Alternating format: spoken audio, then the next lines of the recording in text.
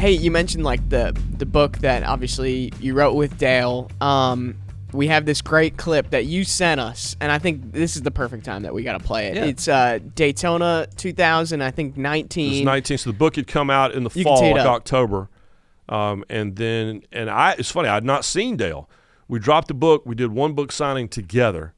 And so when you're the with guy, I always say I'm the New York Times best-selling with guy. You know, it's Dale Earnhardt Jr. with Ryan McGee. Right. And it was and honestly, if you read a lot of books that are written by sports figures, movie stars, famous people, a lot of times the with person doesn't get any recognition at all. And Dale was very adamant up front about including me in it, which I'm very thankful for.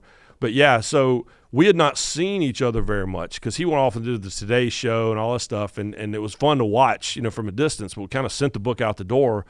But then the next time I saw him in person, really, certainly after the end of the season, was at Daytona when I think he was Grand Marshal of the Daytona 500, and they brought him in for a press conference, and this is what happened. Let's go to Ryan. Ryan McGee, ESPN. Dale, I want to ask you, what's been the response to your book, which is available at fine bookstores all over the world?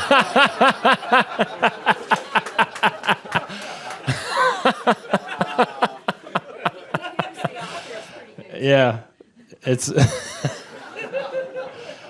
been a lot of fun. We've become very good friends. I'm so thankful for that. That's hilarious. Yeah, it was so. I just said, what's been the reaction to your book? Which I like how you said fine bookstores. Fine bookstores all around the world. That was my favorite part of the whole thing. But you know what? What he said right there meant a lot to me because, the headliner is the laugh and all that. But what he says at the end has always meant more to me than I've ever told him because we did become great friends in that. And there's no way that wouldn't happen because he was so incredibly open and honest and vulnerable from the jump. And the reality is that we knew each other. And we had been certainly around each other. I'd interviewed him 1,000 times, press conferences and whatever else. I mean, I remember I was there when he made his Busch Series debut. I mean, I've literally been there beginning of his career, end of his career. We weren't that close. Like, he was close to certain. He and Marty basically grew up together. But Dale and I, my approach was always very different with the drivers. Like, if you've ever seen the movie Almost Famous, don't make friends with the rock stars. And so I always kind of kept guys at a distance because what if I had to cover something bad? What if I had to write something bad about him? And I didn't want that to alter, how I cover these guys as a journalist. But always was crazy about him. Always really respected everything he dealt with. I think he saved the sport in 2001. And so we knew each other, and we had obviously I'd written features about him and interviewed him a million times, but we became friends during the process of the book. And I mean just the gift of sitting in his house and in his office. So I would go up to the house, and he would pick a different spot every single time on the property. Like we'd be in the tree house one time, or we'd go to Old West Town the next time, or we'd be in his office, or we'd just get in one of his cars and drive around, or we'd go over to the shop where he was working on some old truck or whatever. And we would have these conversations. And what we realized very quickly was we could really only do one a week because it was so intense. And it was all pretty raw. I mean, this is 2018. I mean, this is not, he had just retired. And so when he was going back through those things and vocalizing a lot of it and remembering a lot of it for the first time, it took a lot out of him. And so for him to share those things with me and to trust me with it, and Amy, I mean, the conversations I had with Amy, I remember one in particular where the three of us were just sitting in the den, and it was us and the dogs, and there wasn't a baby yet. And I remember consciously thinking during that conversation, I cannot believe, and I'm so thankful that they trust me with this. And so that was a gig I took very seriously. But the ultimate payoff is we're friends. What Dale is, he's the friend that we've had this conversation. You don't see him as much as you want to. You don't talk as much. I'm very conscious about not bothering him because he's busy, and I think he does the same for me. But when we get together, it's great. In fact, the way I just said that sounds like Dale, right? It's great. It's great. And so Marty, we just had him on Marty McGee when we were in Daytona, and Marty and I have joked ever since that Dale's that guy that when you spend a little time with him, you start talking like him, like your British friend. Yeah. So when you're hanging around with Dale, everything's awesome. It's awesome. It's awesome. And so ever since we Marty and I had this conversation on the show Saturday, ever since we had Dale and Marty McGee from Daytona, we feel like we both have said the word awesome more than we did before. Man, that's awesome. Do you know what it is for me? It's hey man. That's me too. Hey man. As soon as I started producing this show, hey man. Hey man. Well, what I love about Dale is when he gets fired up, he does this thing where he'll punch a word at the end of a sentence to make his point. He go right. You know, but it just tells you that he's genuinely excited. When he's not doing that, that's when you're like, all right, he's ready to go. Right. Yeah. So but it's but what a gift, and like I say, what he said in that press conference meant a lot to me because we did become great friends, and I will forever be thankful that they trusted me with that book, and that book still helps people. I mean, just within the last few weeks. A friend of mine had a family member that was struggling with concussion and had been in this protocol for 2 years, and it was very similar to what we write in the book where, their local doctor just isn't equipped to handle it, and they're doing their best, but they don't know. And I called Dale, and I was like, dude, I need Mickey's number. And Mickey Collins was the doctor that helped Dale in Pittsburgh, and the book's been out almost 6 years, and not a week goes by that I don't hear from someone who said, we read this and we got an appointment, or we read this and we did this, and just it's changed people's approaches to, how they attack a head injury or a concussion. And if I'm hearing from people once a week or once a month, Dale's getting it all the time. And so that's why that book is the gift that keeps on giving. Right. That's really neat. Yeah, that's cool. Do you have a favorite Dale Jr.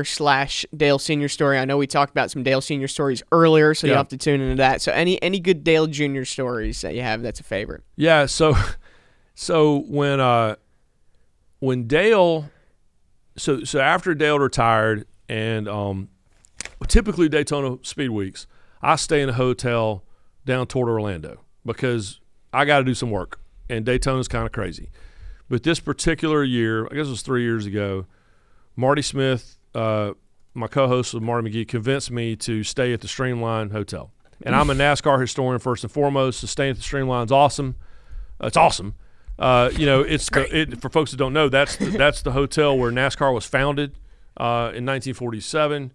And a group of guys sat in a very, very smoky, room upstairs, the Ebony Room. And now that's an awesome bar, and there's a rooftop deal, and that place was completely falling apart most of the years I was going to Daytona. And now they did an amazing job of renovating. So Marty and I stay there.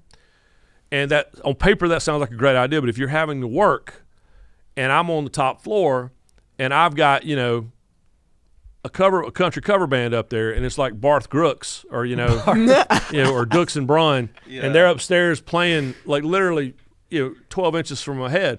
So I go up there to like, damn, what's going on up here? And there's Dale Jr. and Amy, and they're doing a big launch, like a big vodka launch, right? And so I'll never forget. And this is when we had just gone through the book together, and I hadn't seen Dale in forever. And all this is going on, everybody wants a piece of Dale. Like everybody's there. The sponsor people are there, and there's fans there, and all this stuff. And Dale, this is why I love him so much. He grabbed me. He goes, come here. And we walk way down around this corner, like through the crowd and all that stuff, and we would completely abandon Amy. Like she's surrounded in this cabana area by all these, hangers on. So he walks me all the way around the corner over on the back side of this hotel, and he goes, hey, man, how do you feel about Tim Richmond? And I go, what? He goes, how do you feel about Tim Richmond? You and I have never really had a conversation about Tim Richmond. I go, do you not need to be at this thing? He goes, I'll go back. He goes, I've been saying, if I see him again, I'm going to ask him about Tim Richmond. That's what we do, right? The last time I met Dale for breakfast, which has been way too long ago now, I get there and he walks in with a big folder full of stuff that he'd found in the desk of this former NASCAR official, and he purchased some stuff at an estate sale, and he's opening up all these forms, like registration forms for like races in like 1949 and 1950. I'm like, this is awesome. I'm like, it is awesome. But that's why I love Dale, because it's like no matter what's going on, my wife says all the time, like when I was able to write a book years ago when ESPN was getting back into NASCAR about the greatest moments in the history of NASCAR, and I'm writing about Fireball, and I'm writing about Curtis, and I'm writing about Joe Weatherly and these guys. And my wife's like, bless your heart. She goes, you have had all this stuff in your head with nowhere to talk about it or write about it, and so Dale Jr. is like my safety valve on that stuff, and I hope he feels the same way about me. Like, hey man, how you feel about Tim Richmond? I would have never expected, but that's what conversations are like with him, which is why I love it. That's awesome. That is great. We actually, this is a first for Ash Jr. We had a fan send in an audio message Okay. So All right. I'm gonna play it through my phone here. Okay. You wrote that book with Junior, and I was just wondering what was the coolest thing or most interesting thing or surprising thing that you learned about him when you wrote the book together. Who was that? Pretty awesome fan. Sounds He didn't leave awesome. his name. I can't. It put was my all finger on Ralph. it. Yeah, Ralph. That's yeah. Ralph from Mooresville checking in on the Ask McGee. No, we talked about it a little bit at the top of the show. There were so many moments, but I'll go back to the first time that he and I like sat down to talk about it, and I was overwhelmed. We were way behind schedule. I mean, way behind schedule because they came to me. I remember I was at Penn State working on a story about their football coach, James Franklin, and Mike Davis called. And I was pulling into a Japanese restaurant because I don't know if y'all know this about me, like Dale Jr., I love teriyaki. So anywhere I am, I'm finding like a hibachi place, right? So I'm pulling this hibachi place in College Station, in Happy Valley, Pennsylvania. And the phone rang, it was Mike Davis, and he goes, we would like to talk to you about maybe helping Dale Jr. with his book. And this would have been like October of 2017. Okay, well, when do they want the book to come out? 1 year. So just so y'all know, that's not how this works. Like when you work on a book, you have time, right? So I'm thinking, all right, well, we can start working. Yes, I'm going to do it. Well, let's work through the contracts and all this. Well, it went on and on and on and on. Then Dale Jr. had to go to the Olympics in Korea. Next thing you know, we're not starting this book until like the end of January. And the manuscript was due middle of March. This is not how you write a book. And so I was like, I'm not sure how we're going to do this. I really am not. But he and I finally got to go to lunch once all the papers were signed and the public deal was done with our great publisher, Thomas Dunn. So we go to a hibachi place down in Mooresville, and my brain is just rolling. Like I don't know how we're going to do this. I don't know how I'm going to wrap my brain around it. And we sat down, and he goes, all right, we need to talk about process. And I go, we need to talk about what we're going to write about first. And he goes, I got you. And that's when he airdropped these notes to me that I still have. And these notes are, if you've read Racing to the Finish, then you know these notes were the skeleton of the book. Like to the point that we just quoted the notes. And this is how his brain works. This is why he fascinates me. Is all along while he was suffering, he was putting notes in his phone. And these were breadcrumbs. Like what he's thinking is, if something happens to me, I want everybody to know how I was feeling, going on. which is horrifying when you think about it. But he airdropped those notes to me, and in an instant, and I remember he airdropped them to me. He's like, "Hey, I got to take a phone call," and walked out, and left me by myself for about 5 minutes. And I swear, I think he did it on purpose because I just marinated in that for a minute, and it was like I wasn't worried anymore. And he came back, sat down, and I go, "This is the book." He goes, "I know it," and I go, "Who has seen this before?" He goes, "You." Dang. And so that right there was a moment I was like, all right, this is going to be this has the potential to be something special. And so from that moment forward, man, it was again his honesty with me, I will forever be thankful for, as a writer and as this amazing opportunity, but just as a friend, you know, I couldn't believe that he opened up like that, and it literally started in an instant with an airdrop.